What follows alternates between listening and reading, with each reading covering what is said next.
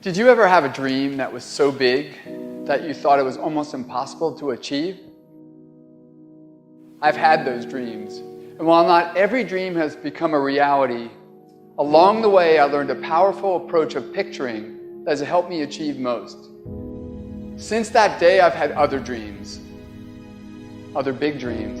And in each case, I would picture where I wanted to be, and I would visualize what I would be doing and who I would be doing with when I got there. As the saying goes, you can't make a basket if you never take the shot. I knew I would miss the shot sometimes, and the failure would dampen my spirit, but I would be better off for my efforts and I would be okay. People are addicted to all kinds of things, substances, but one of the greatest addictions, or rather the greatest addiction, you never read about it in the papers, because the people who are addicted to it don't know it. It's the addiction to thinking. It's actually addictive. Can't stop thinking. It's like can't stop drinking, can't stop smoking, can't stop eating, can't stop thinking. You have the option of taking it hard or taking it easy, of making the worst of it or making the best of it, of giving it your undivided attention, of giving it very little of your attention.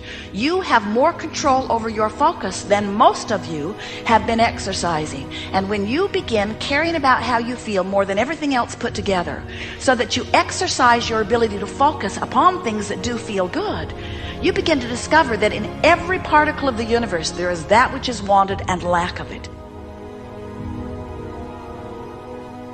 My visualization has helped me achieve most of my goals.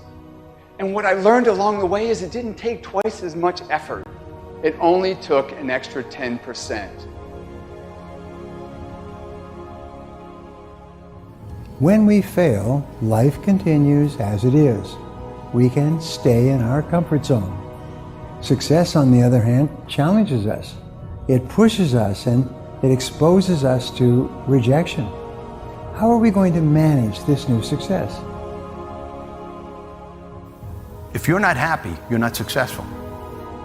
If you're not enjoying yourself during the process of whatever it is you're trying to achieve, there's a problem. To me, the biggest disease on this planet is unhappiness.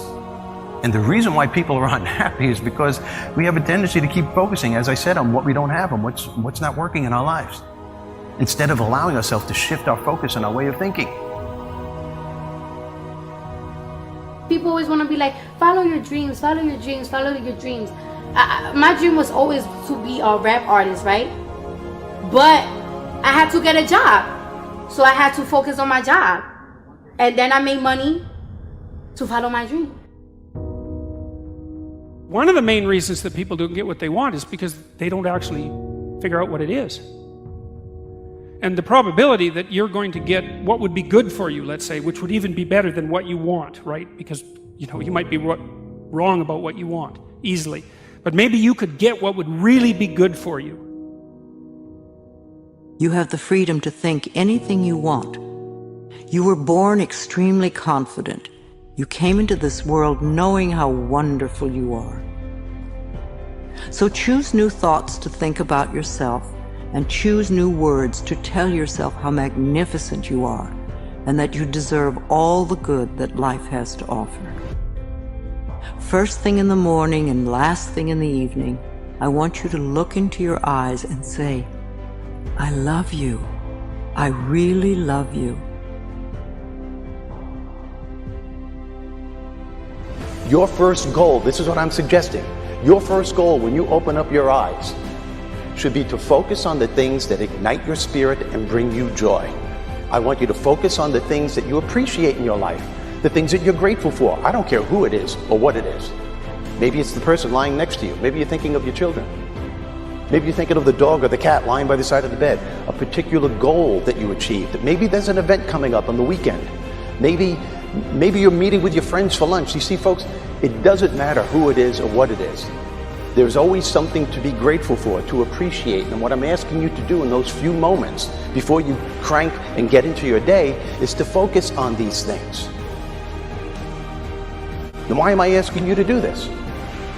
Because an attitude of gratitude simply makes you feel good. And feeling good is the fuel that drives motivation. We've all made wrong choices, done things that we knew were not the best. It's one thing when other people do us wrong. We had a bad break. It wasn't our fault. We can have faith that God will restore. He'll pay us back. But when we bring the trouble on ourselves, when we blow it, it's easy to live in regrets, thinking that God's not going to help us. We made the mess. But here's the beauty. God knew you would mess up before He called you. He knew we would get off course, at times give in to temptation. He didn't base His plan for your life on you making perfect decisions.